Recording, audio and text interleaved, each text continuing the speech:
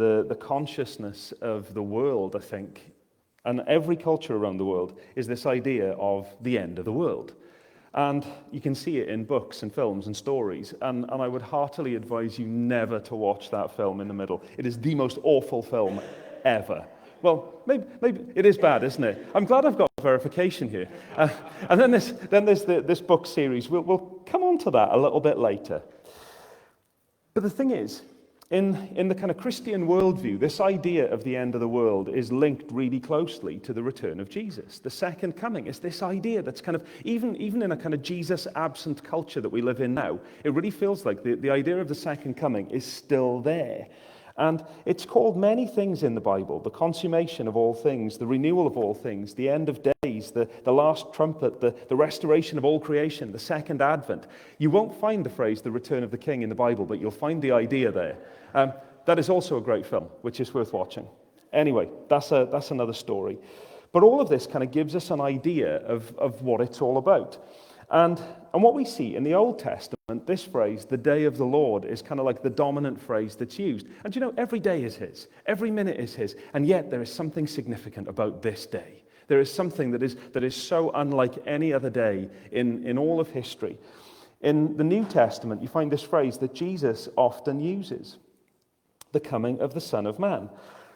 And the bottom line is that all of it points to the fact that we are in the final countdown. Now, I'm pretty sure at this point, some of you have got something going through your mind that's going to be stuck there.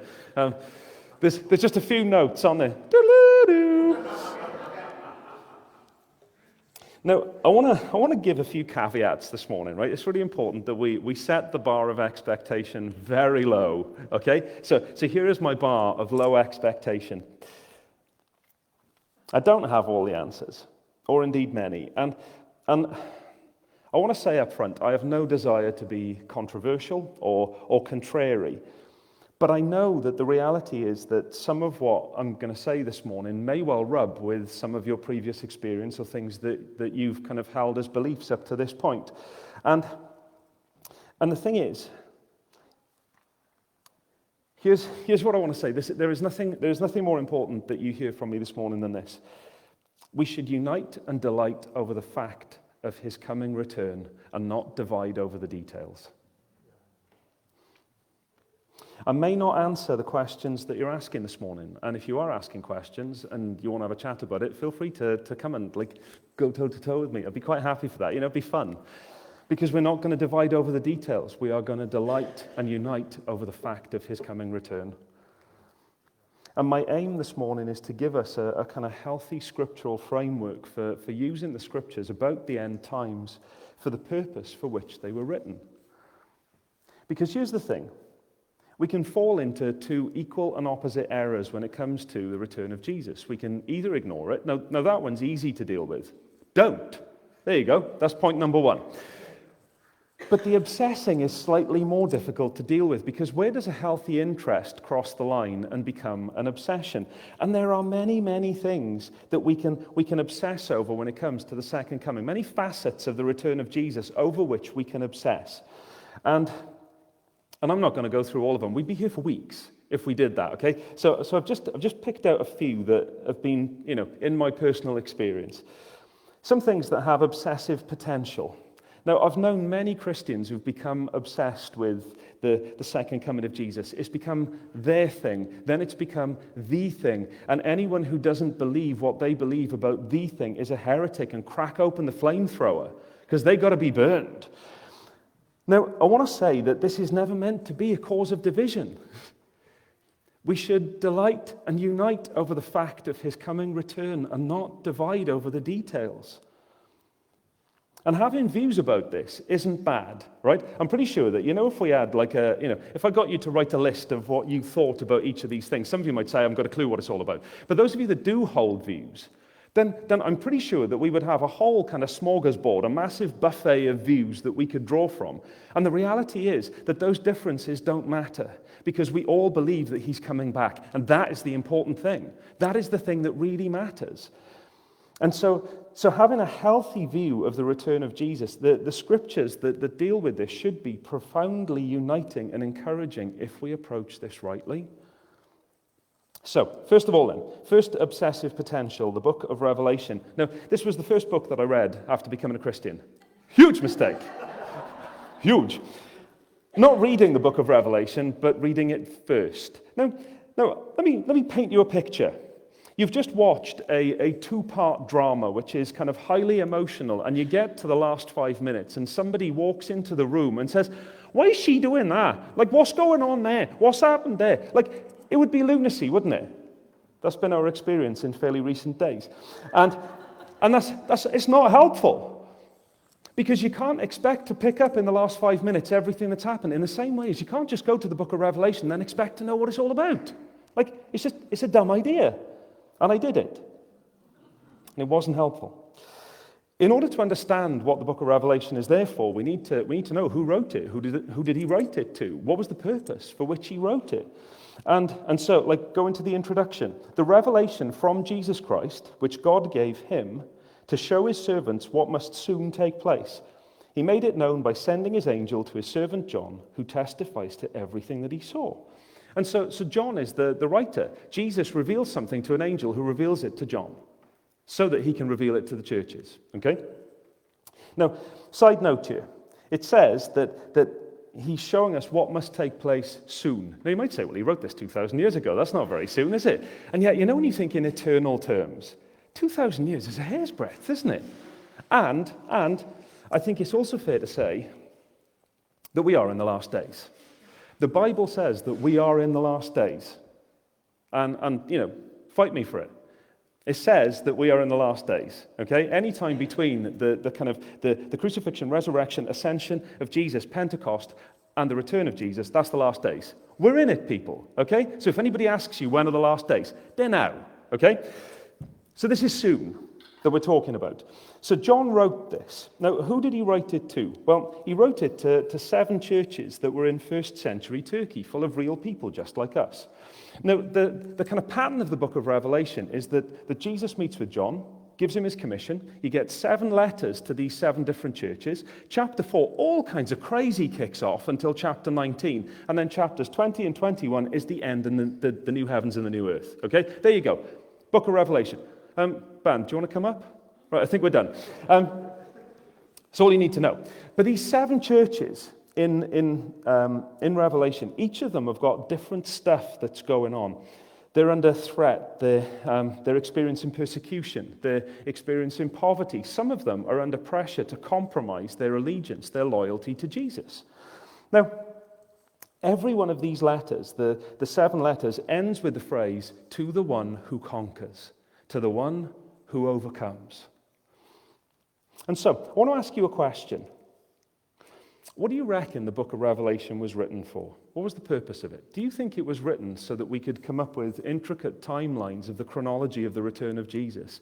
Or do you think it was written to these churches that were experiencing persecution and poverty and the threat of compromise, to say to them, don't compromise, stand firm, I win? Which do you reckon it is? Now, I reckon the smart money's on this one, okay? Not that I'm a betting man. This book is written as an ethical directive in a time when it seems like compromise with the kingdoms of this world is the only option. These churches that existed in the first century, it must have felt like they were up against the biggest empire that the world had known at this point, and compromise to this empire felt like the only option. And every generation of the church between now and then, and between when Jesus returns, has experienced the same thing, the threat of compromise. It seems like the only option, and yet Jesus is saying, don't compromise your loyalty. Stand firm, keep going, I win. And this is super relevant. It's as relevant to us now as it was when he first said it. Now, I do want to say, don't avoid the book of Revelation. But to read it properly, you need to know that it's kind of like a medley of images from Old Testament prophets. It's almost like John is kind of writing in a code that the churches would have understood, because they understood the Old Testament prophets. So they understood all of the kind of crazy imagery. And the imagery in the Old Testament prophets almost acts like a kind of cipher that helps us to understand what John is saying. And so do study it. Take the time to get into it. Buy yourself some commentaries that disagree with one another as well, because that's always fun. Get yourself in a group of people that you can chat about it with. And pull me in. I won't have any more answers than the commentaries do, but it'll be fun. Let's get into this. But take the time to get the picture, because we must not rip Revelation out of its context or the influences, because otherwise we'll try and make it do things that it was never intended for. And we need to keep the big picture in mind. This is the message. Don't compromise. Stand firm. Jesus wins. Now, an example of one little chunk of Revelation that's been a significant cause of division down the years is the millennium. And what's happened with the millennium is there have been like hardline interpretations. People have kind of gone into camps over this, and they've said, actually, your view on the millennium really matters. It's a salvation issue. If you believe differently to me, then you're unsaved. And do you reckon that that's why John put this little bit in about the millennium in Revelation? I don't think so. Now, if you're unsure of what the millennium is, then let me take you there. Revelation chapter 20 says this: I saw an angel coming down out of heaven, having the key to the abyss, and holding in his hand a great chain. He seized the dragon, that ancient serpent, who is the devil or Satan, and bound him for 1,000 years. He threw him into the abyss, and he locked it and sealed it over him to keep him from deceiving the nations any more until the 1,000 years were ended. After that, he must be set free for a short time. Now, what is the millennium all about? Well, I want to give you just a very brief overview, okay? Very brief. And so nerd with me for a second on this, okay? Three main views of the millennium, and I'm literally going to give you a 30-second summary of each. Now, bear in mind that libraries have been written about this, okay? So, my 30-second summary will not cover everything, and if you come up to me later and say, well, you didn't include this, it's 30 seconds for crying out loud. What can I do with 30 seconds? So you've just got to be patient with me on this, okay? So, three views of the millennium. Now, I thought it'd be helpful to give little diagrams of this as well. And the reason why they're really small is because I don't want you to focus on the details. The details don't matter, okay? But you'll notice that there's four. But Paul, you said there were three. Well, the premillennial view is kind of split into two. It's split into the dispensational premillennial view and the historical premillennial view. Now, just to give you nobody time me on this. I might run slightly over 30 seconds, okay? The premillennial views basically say that what's going to happen is that there's going to be a period of tribulation. Then Jesus will return to reign on the earth for a period of 1,000 years of peace and justice with his followers. Then Satan will be released, and then he's gone, and then the new heavens and the new earth, okay? Now, where they differ is that the dispensational premillennial view says that before the tribulation, the church will be raptured. The church will disappear from the earth and they'll leave little piles of clothes behind. The historical view doesn't say that they'll disappear with little piles of clothes left behind. It says that the church will go through the tribulation. There you go. That's the two premillennial views. Now, the postmillennial view says that the 1,000 years isn't an exact 1,000 years, but what it is a period where, because of the influence of the gospel, the earth will experience this golden age of Christian influence, and the world will get better and better and better until Jesus returns. I'll leave you to draw your own conclusions about that one. I think less people are inclined towards that one these days. Can't imagine why. And then the amillennial view says that the 1,000 years is a symbolic period between the first and the second comings of Jesus, and that Jesus is ruling through his church, and the spread of the gospel is kind of the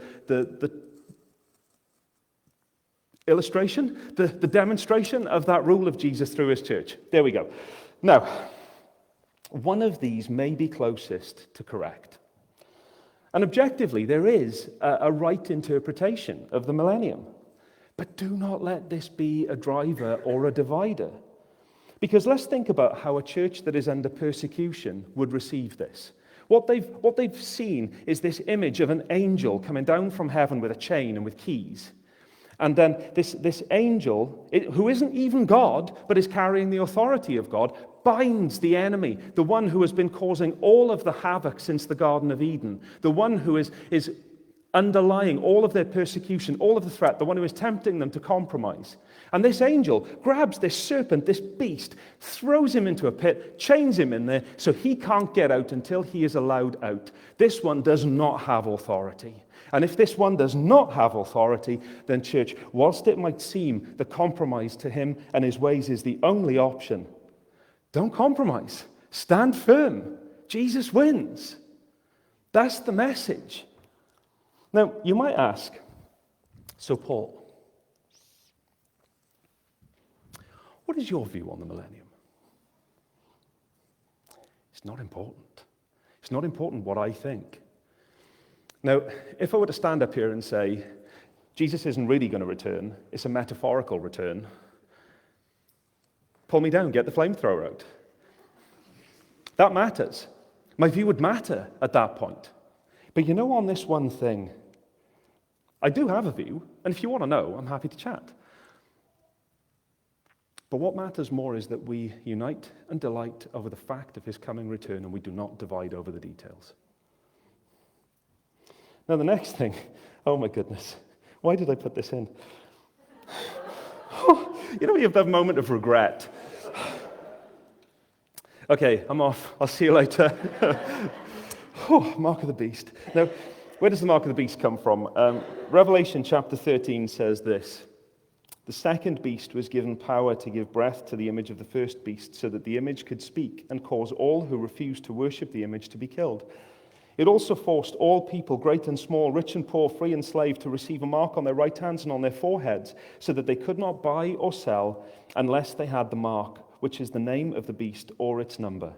Now, what has the mark of the beast been thought to be? Well, here's a little buffet of things that the mark of the beast has been thought to be. In the Reformation, it was thought that veneration of the Pope was actually to take the mark of the beast. More recently, things like QR codes, barcodes, national insurance numbers, credit cards, RFID chips, you know, the ones that you can have under your skin so you can walk into a shop and just pay by doing that. And then, most recently of all, the COVID vaccine. Mark of the beast. Now, what's the picture that's actually being demonstrated here? Well, flipping heck, that bike is loud, isn't it?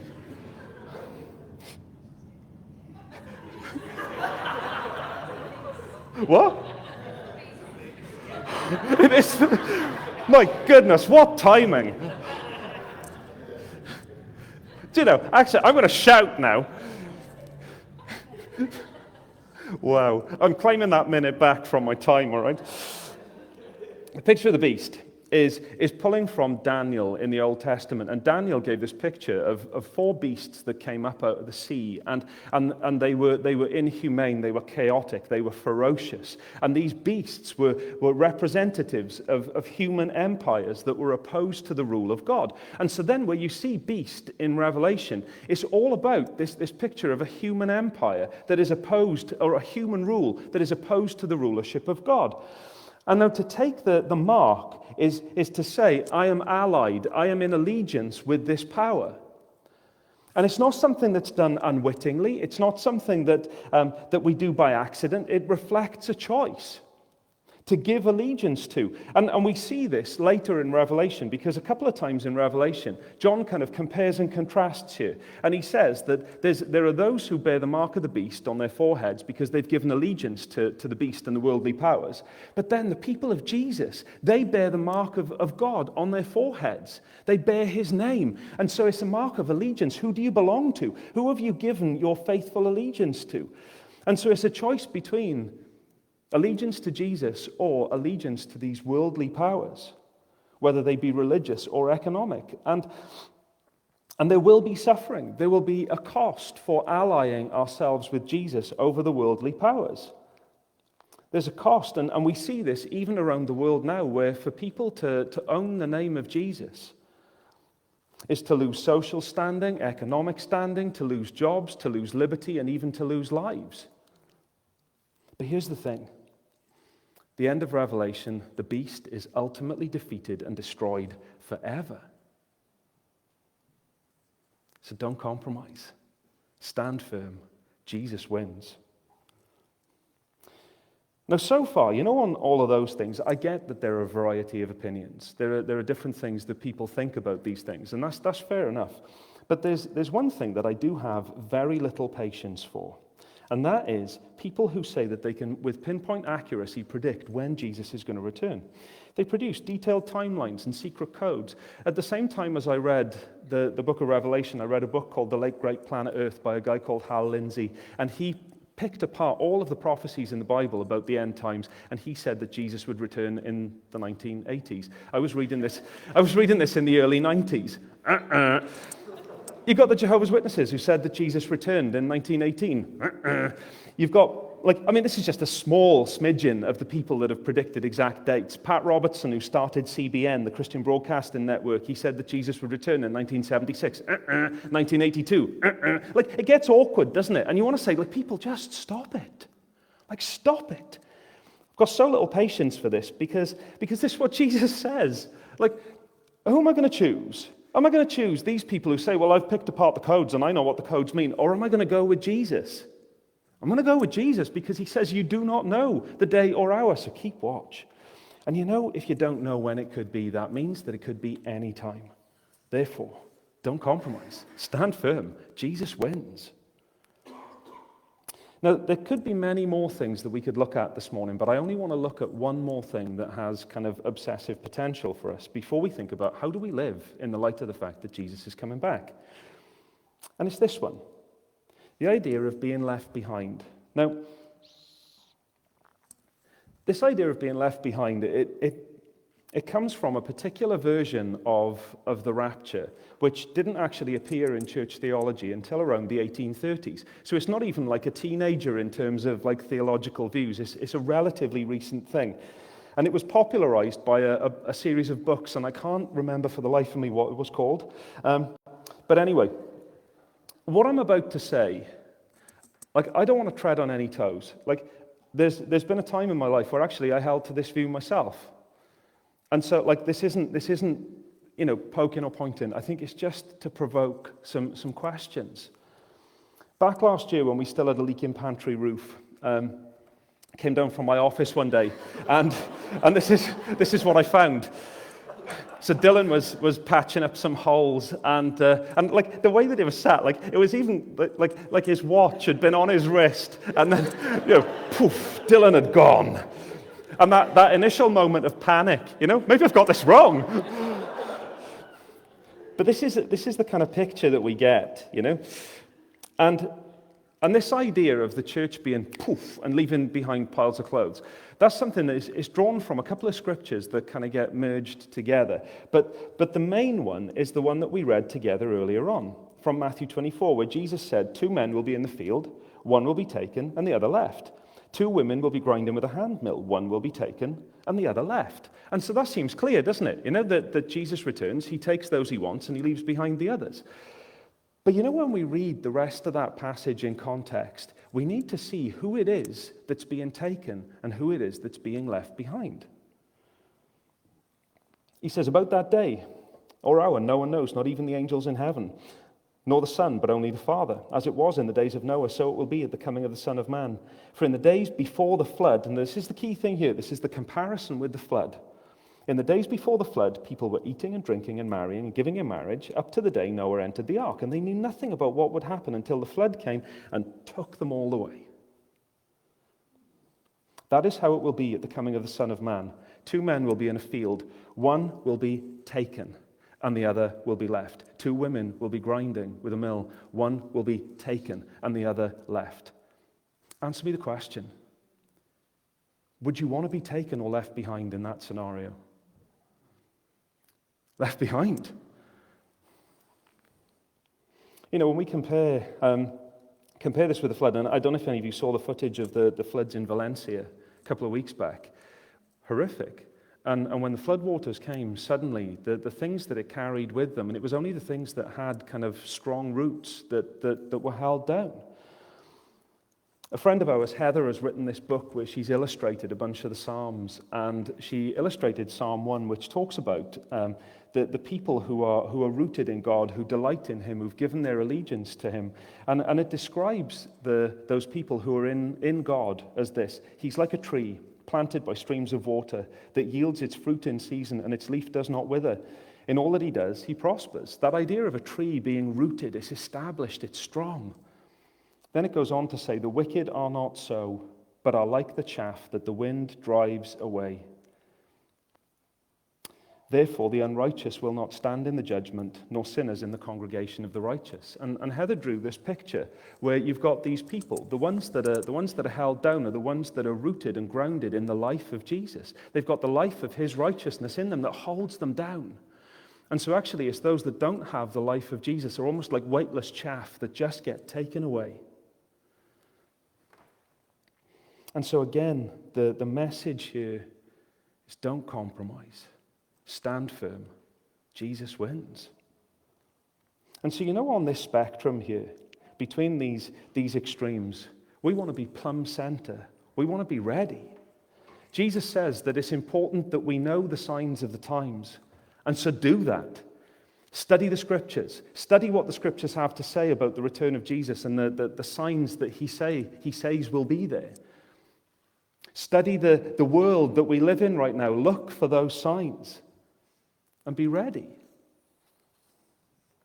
Because it will be a time of suddenness and separation. People in the Valencia floods were asked, well, why didn't you get to higher ground? They said it just came so suddenly that we had no opportunity. And yet Jesus is saying here, if you're ready, if your eyes are open, you won't be surprised when it comes, because you'll be ready. And actually, this is the dividing line of humanity, between those who have trusted in Jesus, who have recognized that he is the source of life, that he is the only place where we can go. He is our only hope, who've given our allegiance to him, who bear his mark, and those who've chosen to trust themselves or the kingdoms of this world and have given their allegiance to that. And so therefore, keep watch, because you do not know what day or hour the Lord will come. But understand this, if the owner of the house had known at what time of night the thief was coming, he would have kept watch, and he would not have let his house be broken into. So you also must be ready, because the Son of Man will come at an hour when you do not expect him. Do you know, every generation has had good reason to believe that they are the last generation before Jesus returns. I would like to put on record that we are closer than all of them. We've got more reason to believe that we are the last generation because we're closer now than any other generation. And we are objectively closer to the return of Jesus than when you all walked in here this morning. And so search the scriptures. Study what Jesus says. Look for the signs of the times that we see in the world around us, but not as a means to becoming like a fount of all knowledge on the second coming. Instead, to live with readiness and hope and standing firm in him, because we want to be these people who don't compromise, who stand firm because we know that he wins. So how do we do that then? How do we live ready? Well, do you know, as a youngster, I was told by a very well-meaning older saint, Paul, don't go to the cinema, because if you do and Jesus returns, you'll be left behind. Straight up. It misses the gospel completely, because it's not about like where I am physically when he returns. It's about where I am. Am I in him? And the invitation is to all. Like, if you haven't given your life to him yet, then today's the day. We keep saying this, but like the invitation is there, because that's where we want to be found. We want to be found in him, having life in him.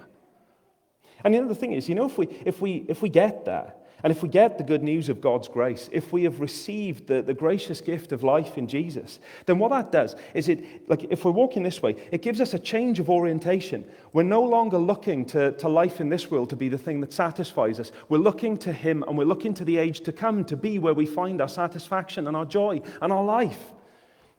It changes our orientation because we bear his mark. We're living in allegiance to him, where Jesus isn't just a kind of bolt-on to my life, a weekend hobby, but actually my life is now in orbit around him. He is the center. And that reshapes our desires towards this future kingdom, where we're hungry to see his kingdom come and his will be done. We want that kingdom to come at any moment. We want his kingdom to come. Because there is no pleasure that we can receive in this life, no experience that we can have in this life that outweighs or overshadows the wonder of what we will experience when he returns. And so we want to live ready as those who walk closely with Jesus by the power of the Spirit, living to display the values of the kingdom. You know, Paul said in 2 Corinthians that Jesus died for all, that those who have life in him would no longer live for themselves, but for him who died for their sake and was raised. It's a change of orientation. We're living for him now, in anticipation of that day. And in the big picture of the Bible, it tells us that the age to come, through the life, the death, the resurrection, the ascension of Jesus, has broken in to this age. We're living in what theologians call the already but not yet. And so we have some of the foretastes of that experience in the now. It's already breaking in. We live in the overlap between these two ages. The age of life has broken into the age of death. And so we experience foretastes of this. And you know, everyone lives in the overlap. Every human being lives in that overlap right now. But we have a choice. Which one are we going to invest in? Are we going to invest in the age of death and the stuff that is ultimately passing away? Or are we going to invest in the age to come? I want to encourage us to live here, to live investing in the age to come, living in a way that displays the beauty of that day. We're called to live as an advance party of the new creation, God's missional temple, living in such a way as to display the character and the beauty of the King so that the nations are blessed and they know that one day he's going to make all things new and he's going to remake this earth. We want to give our energies, put our efforts into things that reflect the beating heart of the kingdom. We want to live generously, displaying the love and the justice of his kingdom, using our minds and our bodies in ways that reflect the character, the beauty, and the heart of Jesus. And you know, I don't know what that means for each one of us. You might say, well, should I give up this hobby or that hobby? Do you know what? I don't know. Like, if that hobby is in some way reflecting the creativity, the beauty, the heart, the qualities of God's holy character, then keep doing it. And that's between you and him. But I think it's important for us to ask the question of our lives. Lord, in what ways do the things that I do and the things that I give my life to, how does this reflect the coming kingdom? Because I want to give my life to all that you've called me to do in the way that you've called me to do it. So I'm not going to tell you. That's for you to go and ask the Holy Spirit. And what he nudges you on, then do it. Do it, because that's investing in that age to come. But you know, living in the overlap also means waiting with hope. This world is broken. And so isn't it good news that he's making all things new? But now we experience disappointment and broken dreams and unmet expectations and unanswered prayers and losses and grief. What if all of that shows us that we weren't meant to feel at home in this present age? That all of those yearnings are meant to point us towards something that is so much better. And we're not just talking about like a slight upgrade on what we have now. You know, it's like what we have now, but a little bit better.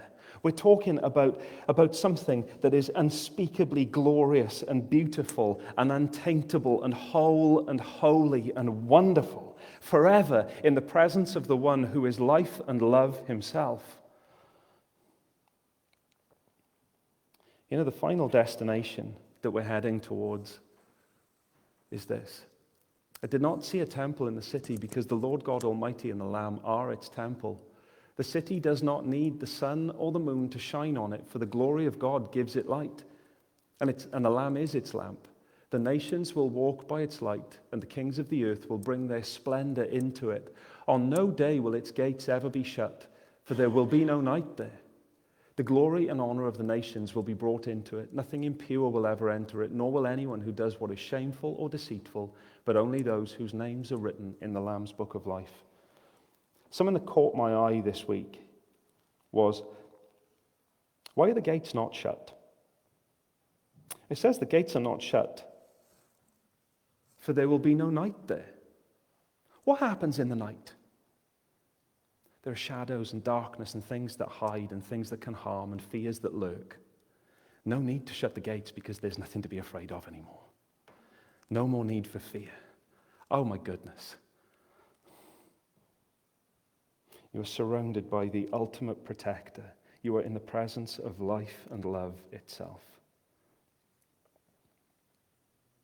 No more broken dreams or disappointment, because he is the one who is ultimately and eternally satisfying. And why should we wait until then to be ultimately and eternally satisfied? Let's get our eyes on him now. Don't compromise. Stand firm. Jesus wins. Let's pray.